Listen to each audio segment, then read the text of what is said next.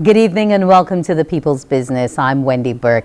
This evening we are looking at Barbados on fire, the causes and effects of bushfires. You live in the country, so you know what has been going on. And to discuss this with me this evening, I have the Chief Fire Officer, Errol Maynard, the Chief Education Officer, Dr. Ramona Archer-Bradshaw.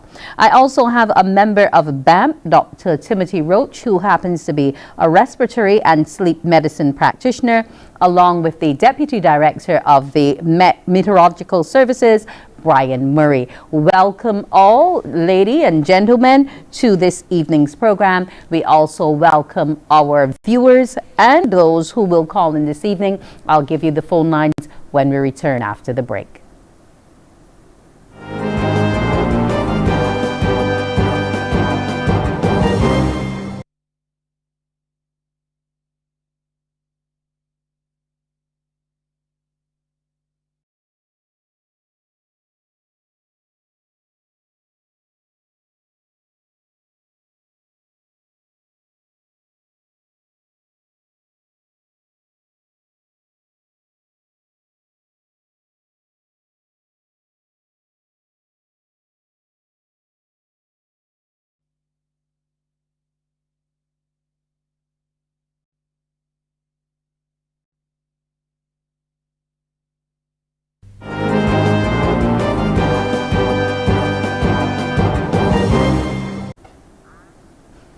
And we're back. And I'm going to go straight to the fire chief. Now, today of itself, Sunday, when we're all resting, we had two wildfires, one near the Newton Roundabout and another in St. John. Can you bring us up to speed in terms of what the status is now in terms of the number of fires so far and what effect it has actually had on your department?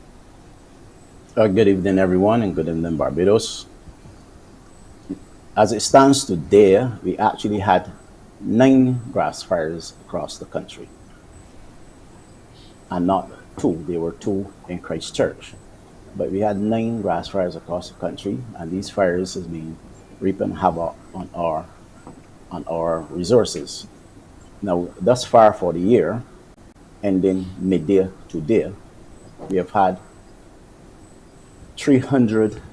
428 fires, and that is compared to 315 last year.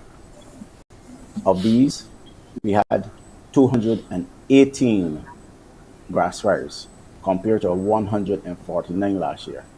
And coming be close behind that are the rubbish fires. That is 122 fires. These are definitely too many fires in such a short space of time. We are really concerned about these fires and the impact that it's having on the lives of Barbadians, the impact it is having on the lives of the firefighters and their health. So as we go on this evening, I will speak a little bit more on how it is impacting the officers, but thus far we've had 428 fires, which is really high, and of those 218 were grass fires. Okay, if I can go to Brian now from the Met Office. Now, in terms of the climatic conditions that we're experiencing now, is it helping to drive these fires even further in terms of our wind and dry conditions? First of all, I want to say good night to the panel and good night to the viewers in Barbados and the Eastern Caribbean and on social media. So we must be aware of the fact that we are in a dry season. Barbados has 2 seasons. The wet season, which is from June to November, and the dry season starts from December and goes into May. So as it stands now, we are well entrenched in the dry season. And according to our climatological averages, for March, the 30 average is supposed to be 38.9 millimeters, which is the driest month of the year. As of today, we have only had 18.1 millimeters being measured at our Shannock station at the airport. So right now the rainfall is below average. And I must further say that because of the below normal rainfall, it is obvious that the incidence of grass fires are going to increase. And it's also due to the fact that we have a strong Atlantic high pressure system, of which you have the strong winds as we are now experiencing, and at the same time, it inhibits significant cloud development. So, in other words, the chances of getting tropical storms like the waves, the hurricanes, and the ITCZ, it is not going to happen, at least not until late April into early May. Okay. If I can go to the Chief Education Officer now, Dr. Ramona Archer-Bradshaw. Now, while the 9 fires that we've had today happened on a day when there's no school, last week and the week previously, the school children would have been impacted. Now, I want to know if the ministry as yet can quantify for me, both dollar-wise and otherwise, what this downtime is actually costing to our education system as a result of those fires.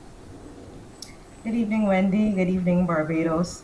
I don't have a dollar amount for you, but I can tell you that these fires continue to negatively impact our staff and our students. When we have to close a school because of the amount of smoke in the school environment, of course, it means that students cannot access the education that they're supposed to access between the 8:15 and 3 p.m.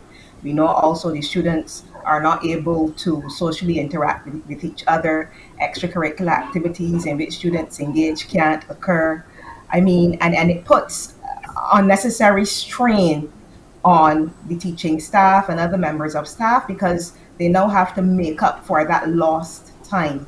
So in terms of the impact, it is a very negative impact when we have to close schools due to the amount of smoke and ash in the school environment.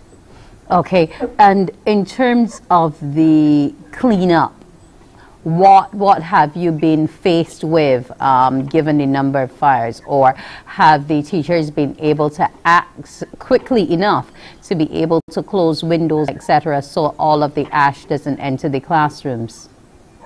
Yes, I must say that the principals, teachers, and other members of staff were very responsive over the past few weeks. Whenever they experienced the smoke, they would close the windows, they would make a call. Of course, if it gets really bad, as I always say, the closure of schools is a last resort. We don't go first to closing the school. We'll monitor the situation. However, if it is a situation that is untenable, we would have to close school. But I find that principals and teachers and other members of staff have been doing all that is necessary to ensure that the children are safe.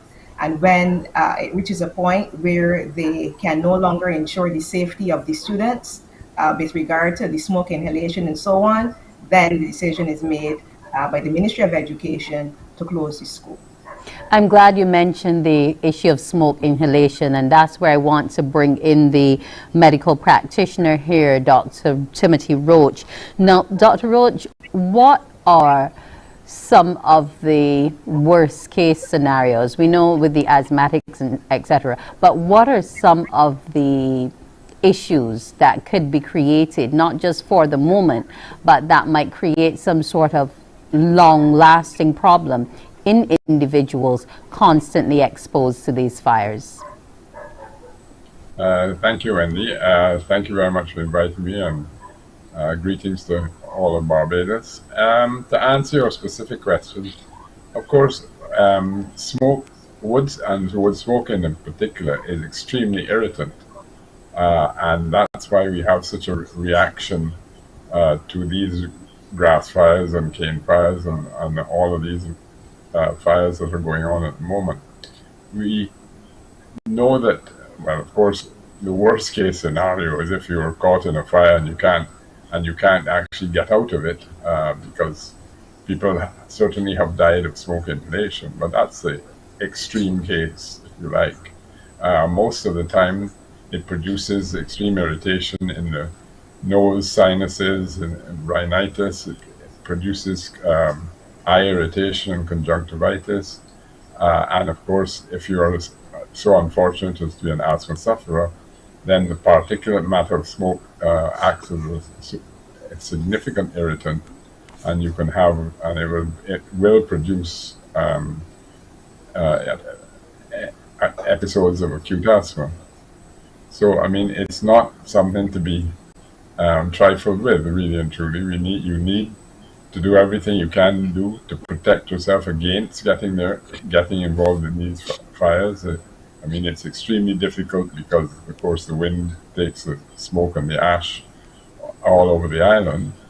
But, you know, as the schools have showed and Ms. Bradshaw said previously, you need to get inside, close the windows, and prevent the smoke from getting into your house if possible.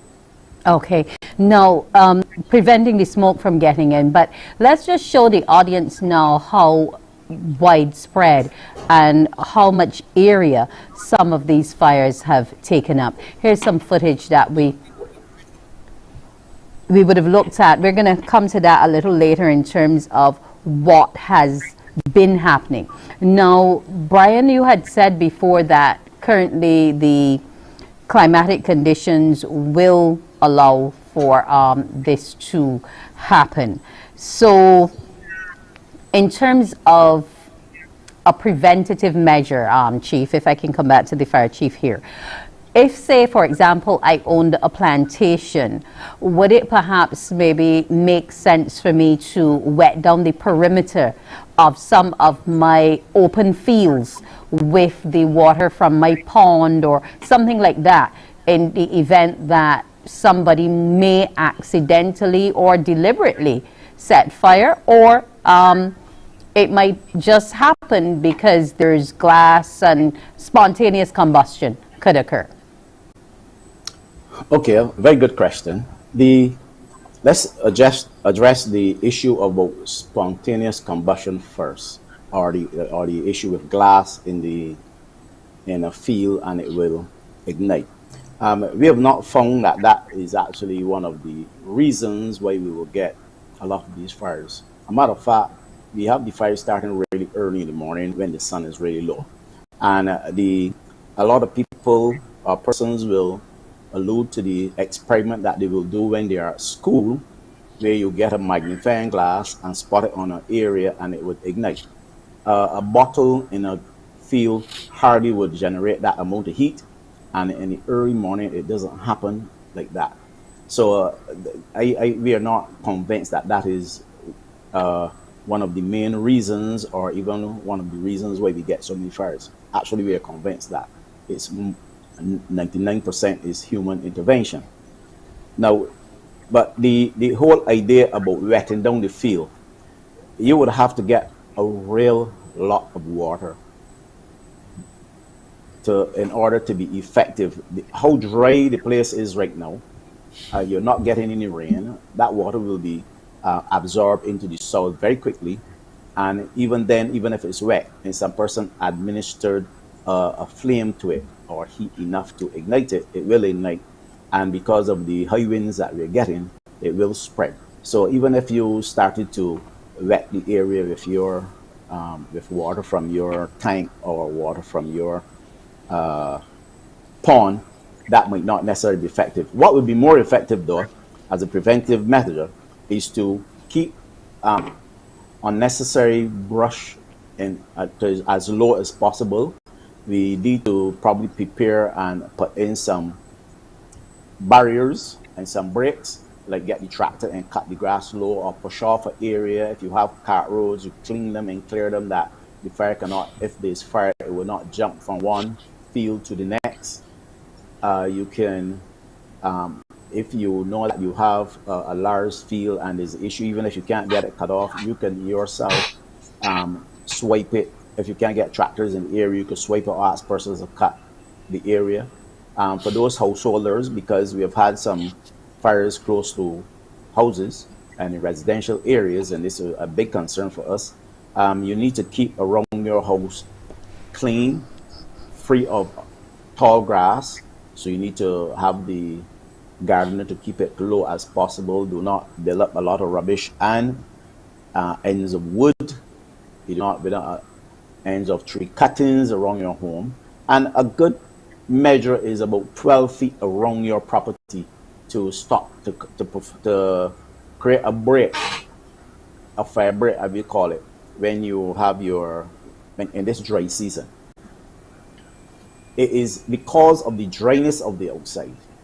It is easy for a fire to occur, and therefore, once you apply any heat source to it, because you have the fuel there ready to burn, once you apply a heat source to it, it will definitely ignite, whether it's intentional or otherwise.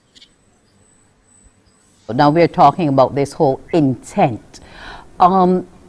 What type of support are you getting from the Barbados Police Service in terms of getting to maybe some of the root causes, whether it be to prosecute, catch the individuals who may be deliberately causing these fires? Well, I'm sure that if anyone is caught and they're taken to the police or they reported to the police will take action. But it is really difficult to find the perpetrators of these fires.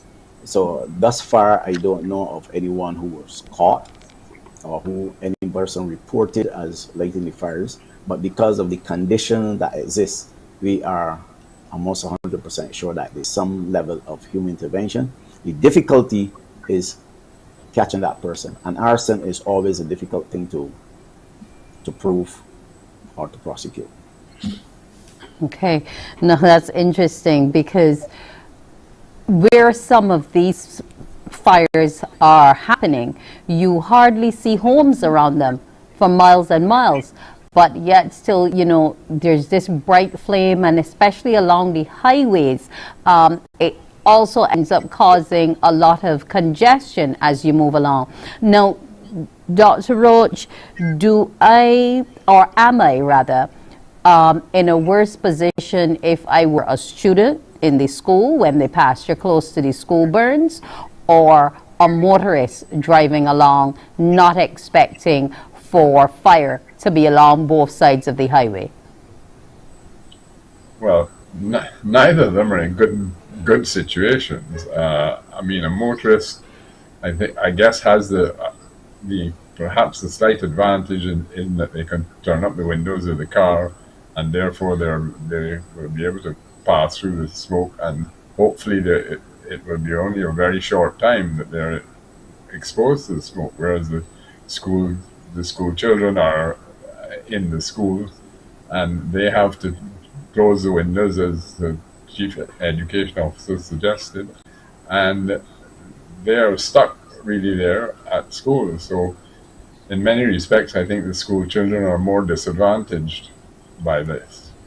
Okay, and do you see these respiratory issues, if it happens, say, 3 times in each week near the school you're in, what would be, say, the best remedy for the parent to put the child through? How can I ensure that the majority of that smoke is expelled from my lungs? Well, the lungs are very, very efficient at expelling particulate matter, but there are certain aspects of smoke that are very difficult because they often have particles less than 5 microns. So those are deposited, if you like, deep in the lungs, and they have difficulty getting rid of them. The best way to clear your lungs is to make sure that you're not suffering from any other respiratory illness. In other words, make sure your asthma is being well controlled, and also the lungs. You have to rely on the mechanisms that the lungs have of cleaning themselves, which is basically cough and the production of mucus. Okay. So many times people will complain about the excess mucus production coming from their lungs, and that is the lung trying to protect itself. Understood. We have a quick caller on the line here. Good evening to you. Yeah, good evening, Wendy. See you on the panel. Go right ahead. I would like to suggest, I heard the chief fire officer say that what they should do is check around at these times and see what have grass and cut them low. I think that is a good idea. Survey around the island and cut these grasses. So we went to school and we never had to leave school because of fires, right? And I live in Lower Bernese, and well, the representative tried to get some grass cut, but that's a house spot. That the house here near Lower Bernese and the house, the grass is outside of Mount Willoughby. I'm thinking of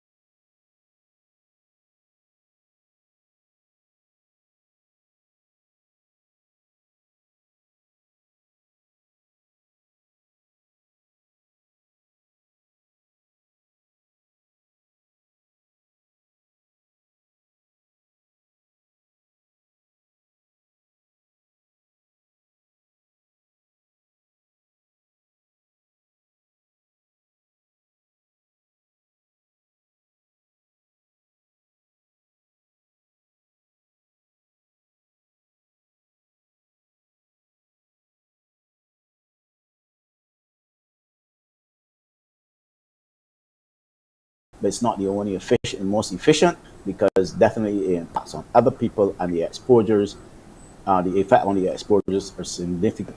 So the community idea is very good. Okay, when we return after the break, we'll talk about another issue that Barbadians seem to think burning helps to eliminate. We'll be back after the break.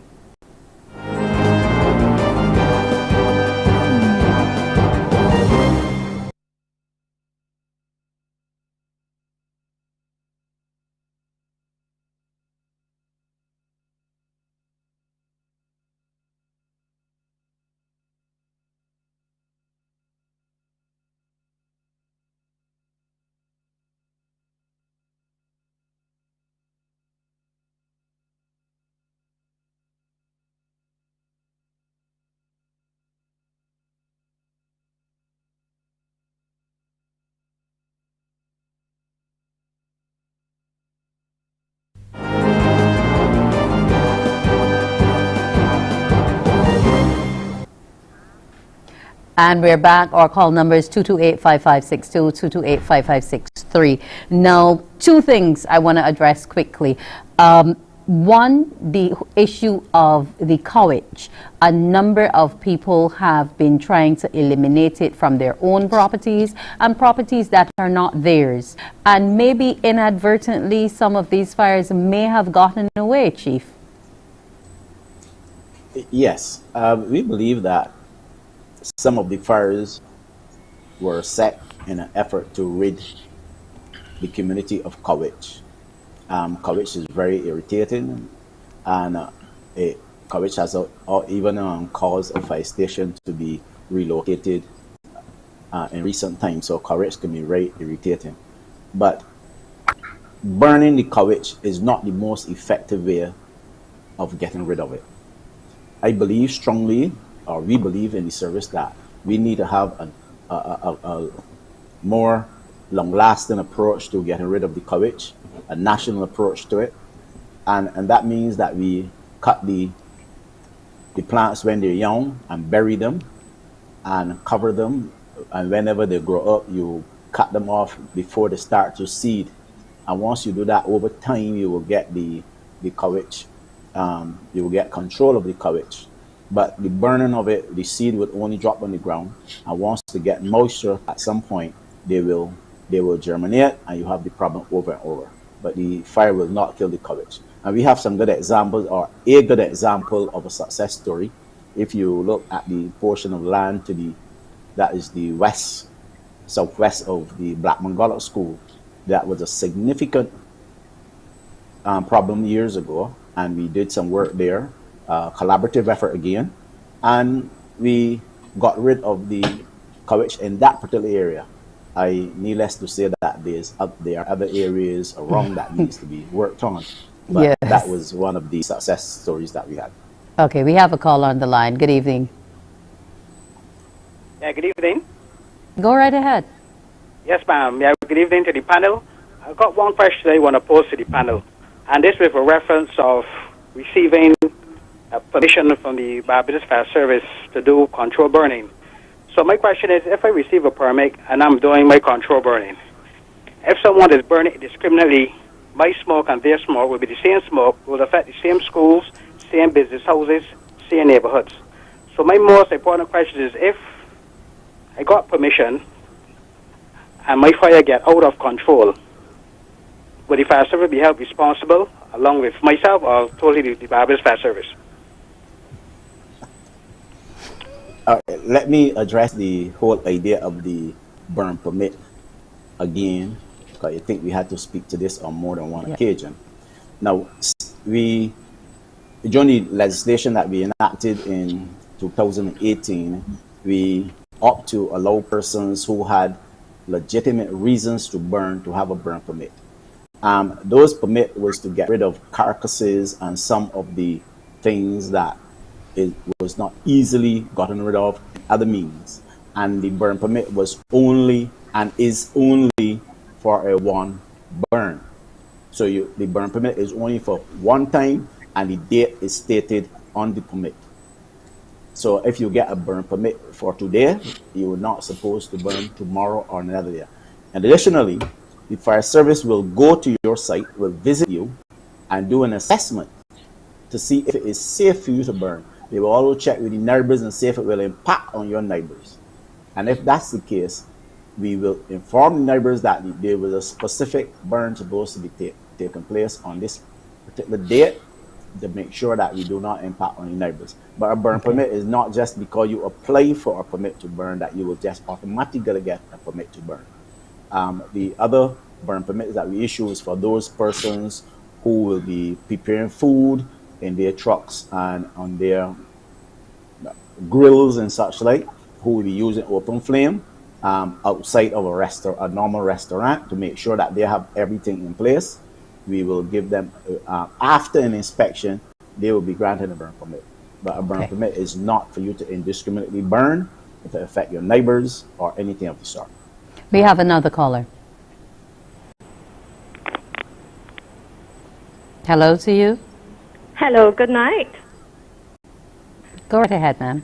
Yes, I would like to know if the Barbados Fire Service is going to embark on a program of educating our nation by going into the schools and reaching the youth in terms of letting them know the dangers of burning and how to go about safe burning, because I believe that burning has become a way of life in Barbados.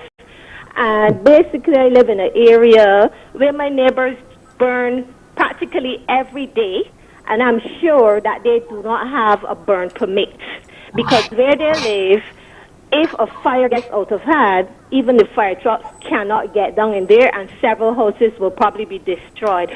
So my question is, are we going to educate the youth to cut this problem out at the root?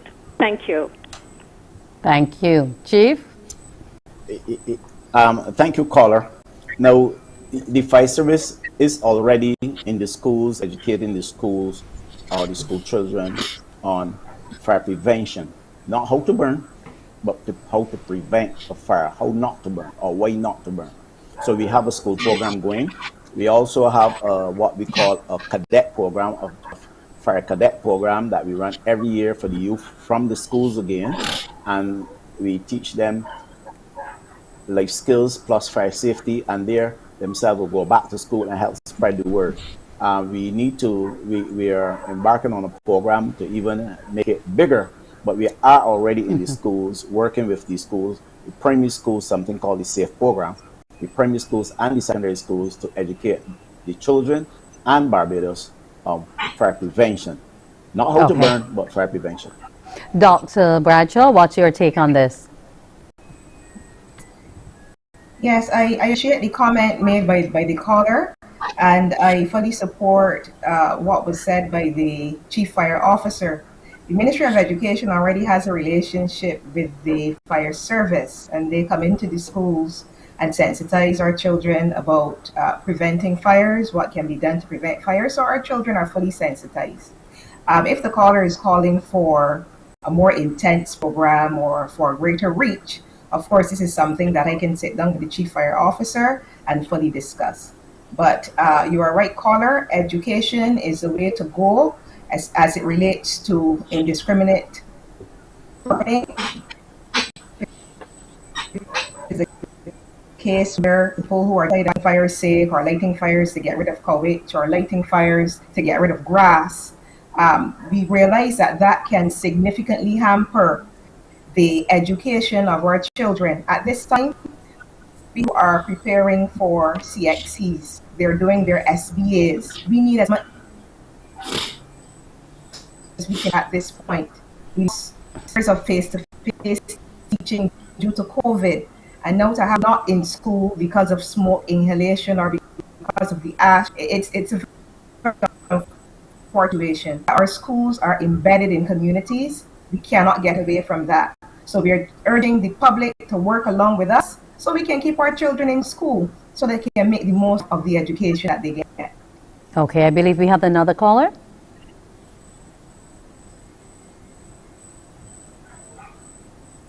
Okay, I want to go back to Brian. Hello? Hello, good evening. Yes, good evening. Go ahead, sir. Yeah, I want to be complaining about burning stuff, right? But you're supposed to burn things so that when you burn things, it's like you putting water back in the atmosphere. That's why if you see when you got rain season, everything will be green, right? So then when you got dry season, everything brown. So it means we got the water on earth in a dry form, like in the grass and the tree trunks and all sorts of things. So when you think come now, we don't put put the water back in the atmosphere. That's how the problem comes. It's rainwater and fire mix together. Rainwater and fire mix together. The fire takes the weight of the water so that it can rise to the atmosphere, be lighter. Okay, I believe, Brian, that the caller is suggesting that maybe this burning might actually help atmospheric conditions somewhat in terms of creating some level of precipitation, what have you, when that heat rises, etc. Does this hold water? Well, what I could say there is that one of the things that burning is going to do, well, clouds may form from burning, but it may not be enough to cause precipitation. I think the key here is that you gotta have enough moisture in the atmosphere in order for that to happen.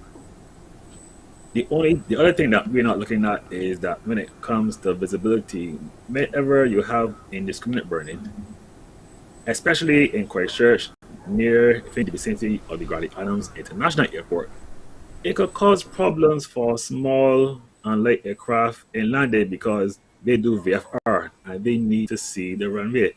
If they cannot see the runway, then they will have to do a go around and they have to circle the airport until the smoke clears.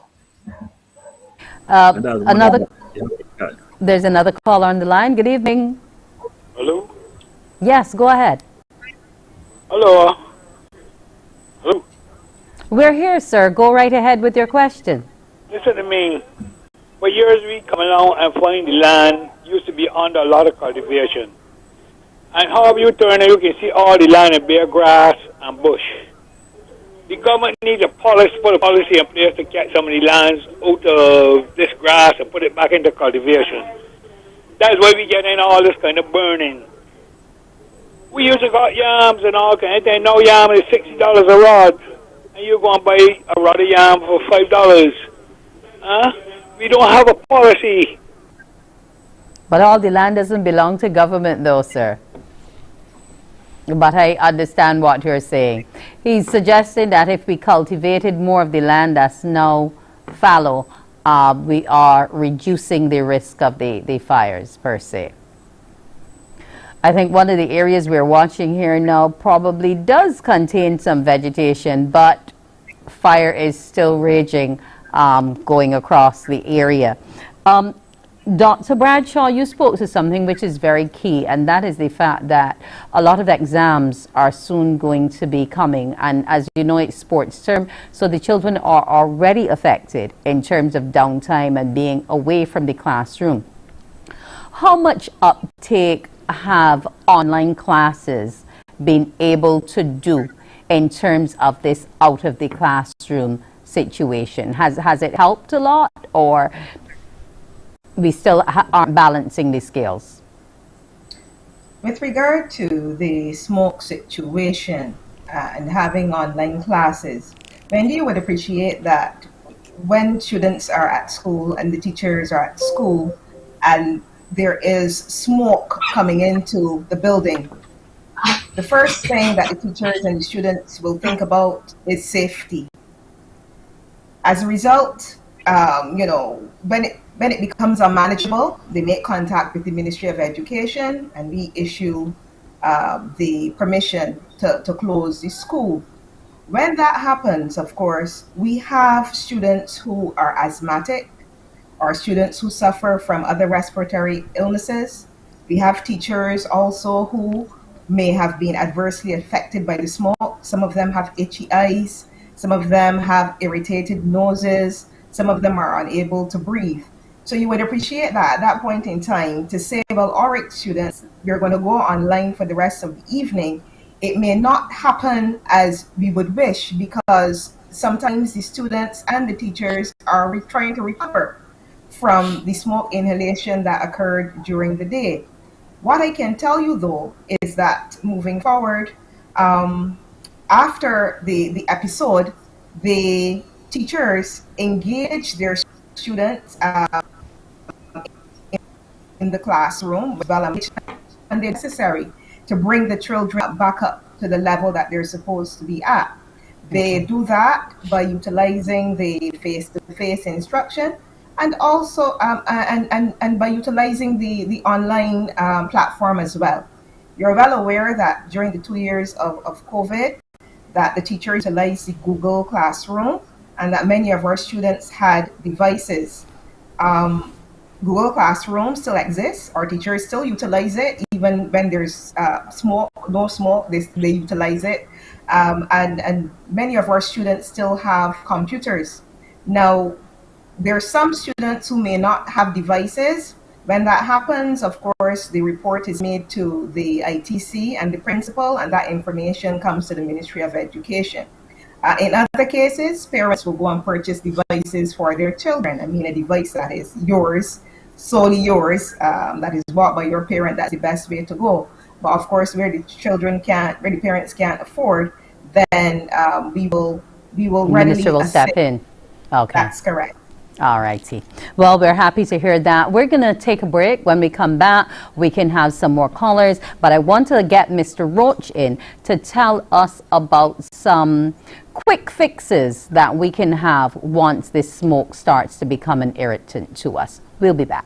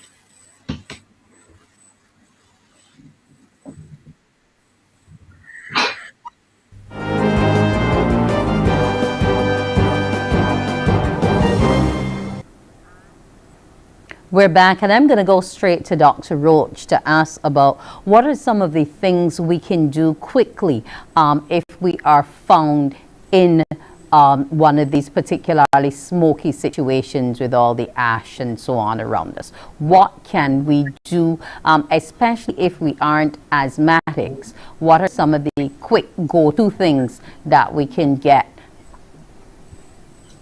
Well, Wendy, I really wish there was a quick fix that we could do, but you know, this is a case where prevention is better than cure. So you really need to try and avoid getting exposed to these smoky situations. You need to, as we discussed it previously, you need to close all the ventilation. You need to wear a mask if you have one available. Well, we've been wearing masks for 2 years, so I mean, everybody must have a mask at the time. But that will only exclude some of the larger problems with smoke. You still have smoke exposure to with your eyes, and you still have smoke affecting you from being in around the mask. A quick fix if you're exposed to the smoke, well, as the chief fire officer will tell you, if you're in a building and your building is on fire, you need to stay close. You need to keep low and keep it close to the ground, because that's where you will avoid some of the smoke. If you're asthmatic, two things. One is you should of course have your asthma under control, and that means you should have available your preventive inhaler. You should be taking your preventive inhaler regularly. If you find yourself in a smoke situation, you need to use first of all your reliever inhaler, the blue inhaler or the Ventolin inhaler, which is the majority of reliever inhalers that we have, and then you need to follow that up with an extra dose of the preventive inhaler, because that will have the steroid effect which will protect your lungs. If you are not asthmatic but you are suffering with sinusitis and sinuses, which a lot of Barbados suffers from, you need to have that under control as well. You should have a steroid nasal spray that you should be using, and if you have an antihistamine spray as well, you should use both of those as soon as you can get them available. Okay. But there is no real complete cure, immediate cure for it. Okay, so say for example, I had, before we go to the callers on the line, say for example, I'm in traffic and I get trapped and there are young children in the car, but I don't, or they may have forgotten their inhaler for the day. Could something like wetting their handkerchief with the bottled water I have in the car and allowing them to hold it over their nose and mouth, could that offer some temporary relief until I can get to the next pharmacy? Well, of course, that is what you should do, but that's what I was referring to as using a mask, because that is what you can do. You can wet a cloth and put it over your nose and mouth and try to breathe through that, because that will act as a filter to filter out some of the smoke particles. And also, of course, as we discussed previously, you need to turn up the windows in the car and turn on the air conditioning and try to get out of the situation as quickly as possible. Okay. Wendy, can I say something? Sure, go ahead. Yeah, I would just like to add though, because I think the questions went down the line of what you should do in smoke. Basically, smoke is contaminated air. You're in a contaminated environment, you need to leave. If these children are in a contaminated environment where smoke is, you need to leave. If it's in the car, well, as a matter of fact, you should not drive through smoke. If you drive through the smoke, you can be putting yourself in additional danger, because some person might be coming the other way, or you might drive right into fire, or into a pole or something. So you really should not drive through smoke. But the best thing to do is to remove yourself from that environment. And Okay. yeah. Exactly. Look at what is in front of us now. It's raging on the highway. We are in bumper to bumper traffic. What should I do? Move to the shoulder if I'm not to drive directly through the smoke? But if it is clear at that point, you could move ahead quickly. But the whole idea is not to find yourself trapped in the smoke, or if you see smoke and you can avoid it, turn around. That's the safest thing to do. We have a lot of drivers will drive through smoke. A matter of fact, I really am interested in my fire officers, and sometimes the fire officer might be in this smoke fighting fire, and then he comes or he or she comes in contact with a vehicle, and that endangers his or her life. So we advise you, if you see the smoke, to turn around as much as possible and go the other direction. But it is always dangerous and unsafe to go through the smoke. People do it, they say, well, I just live yonder, and they will do it, but it's a dangerous thing, and a fire officer could easily get hurt, and you or yourself might get hurt doing that. Okay, let's go to our callers quickly. Good evening. Okay, one is gone. Good evening. Okay, it seems we may have lost both of them on the line, but that's quite interesting in terms of going the roundabout way. Traffic management is already, a big issue with some of the roads under construction, etc. But I guess safety is always best in every situation. I want to come to you now, Brian, in terms of the Met Office and its daily forecast. Do you think that these indiscriminate burners actually care about a weather forecast or listen to find out if the winds are going to be high or not? I will say here that they have one thing in mind: to get rid of the stuff. They will not care if the rain is going to fall or not. All they focusing on is getting rid of the stuff that it is right in front of their eyes. We do forecasts every day, 3 times a day: 6 in the morning, 7 in the morning, noon, and at 6 in the evening. We also have the website barbadosweather.org. Now, we have to be realistic here. This is the dry season, and we have gone through this situation on more than one occasion where we have all of these indiscriminate burning, even during El Nino periods. As long as the rainfall is in the fit and outside is dry, the chances of fire are going to increase. Okay, I want to stick a pin here, Brian. Now, recently we had the DEM saying that maybe we should look at classifying these wildfires, etc., as natural disasters in the same way we would hurricanes. What kind of role then, if that were to happen, would the Met Office play? As it is right now, we have a monthly newsletter out named the Barbados Climate Outlook newsletter, where we made mention about drought conditions.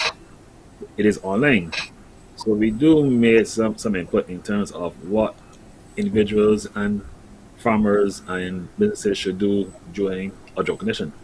Okay, all righty. We have a caller. Good evening to you. Good evening, Ms. Wendy. Yes, go right ahead. I want to know, they say they don't burn fire. If they catch you burning fire, what happens, please? If you catch a... Like, they said do not burn fire. So if you are caught. Yes. Okay. Yes, Chief, he wants to know what the penalties are if he's burning without a license, or rather a burn permit. Okay. If you're caught burning fire, there are a few acts that the police can prosecute you under. I know there is the Nuisance Act. I think that is actually regulated by the Ministry of Health, which you could be becoming a nuisance. And if it's arson, the police can charge you with arson, and you can be prosecuted in a summary court and be fined or in prison. Okay, so Fine or imprisonment, caller, are some of the things you can face. And I'm sure the chief is sometimes inundated with these burn permits. But my quick question to you is, given how many wildfires we're having, are you going to cease or temporarily halt the issuance of those permits? Well, we haven't announced it formally as yet, but I'm sure that as I said earlier, we do an inspection, and if the conditions are not safe, we will not issue a burn permit. I'm sure that the conditions now will not lend themselves to a person in the public having to burn rubbish or stuff themselves without the presence of the fire service. So it is most unlikely that we will issue a burn permit at this time. Okay, well, we're going to take a break, and when we come back, we'll be talking more about the wildfires across Barbados. 228-5562, 228-5563.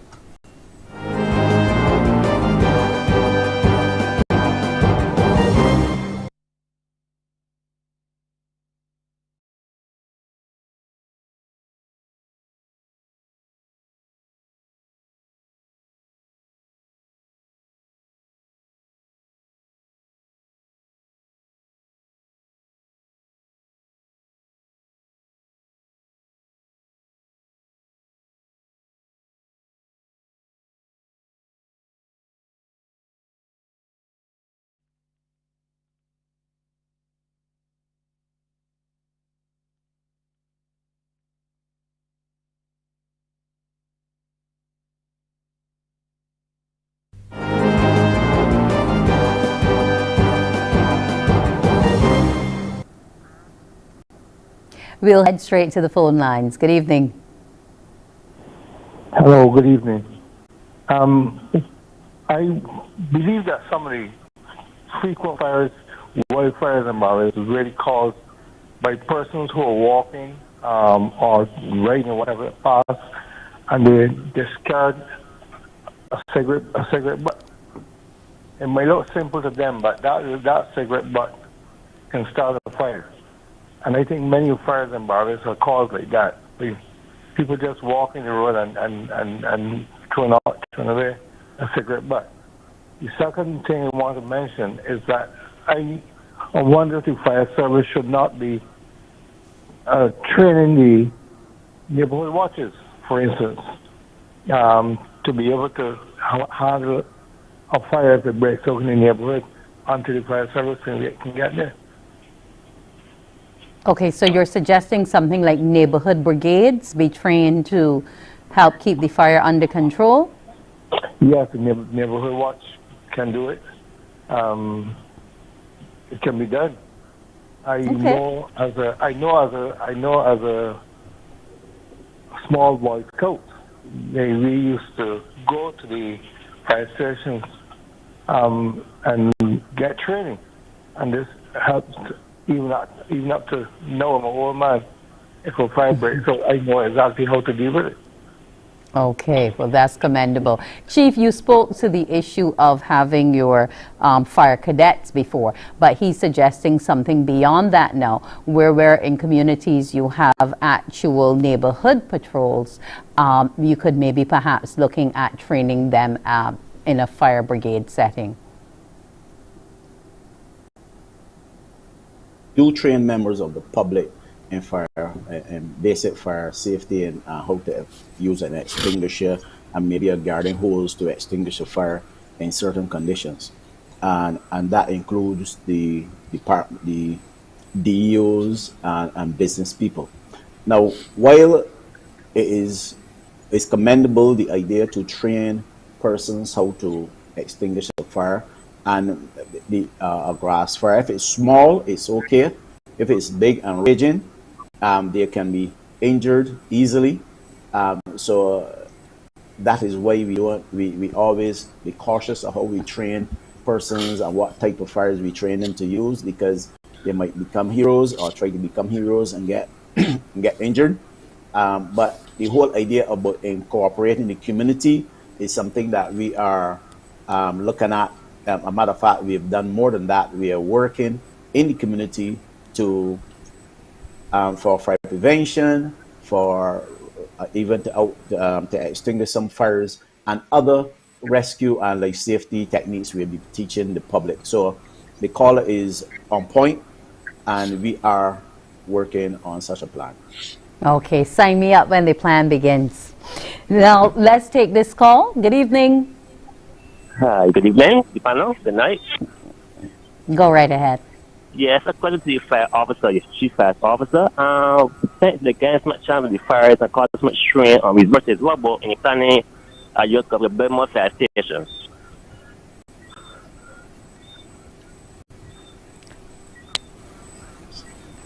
Oh, question, Chief, I understand he's suggesting a mobile fire station. He said more fire stations or a mobile fire station? Mobile, as in instead of having to be dispatched from one area or another, it kind of, does like some jumping here, jumping there type of thing that can be quickly put into action. Okay. Well, I'm not really familiar with the mobile fire station idea, but what I can say is we will have to have the fire station or that appliance in an area where we know the fire will start. And if we know where the fire will start, there's a possibility that we are also helping to start those fires. So because we don't know where they will start, we generally will move. We would generally be at the station, or we will respond from if the vehicle is on the road, it will be diverted to the incident when the call comes in via the radio. I know we will do patrols, but we are not sure where a fire will start at any given time or where an incident will happen, but we have fire stations strategically located around the country. If I thought the caller was speaking to the need for a fire station probably in the east, where we get most of the fires right now, or one in the north of the country, because in St. Lucie and in St. Philip, you don't have them, but that is something in the plan. Okay, we're going to take a break, and when we come back, we will ask the lady and gentleman to give us their parting shots in terms of these wildfires.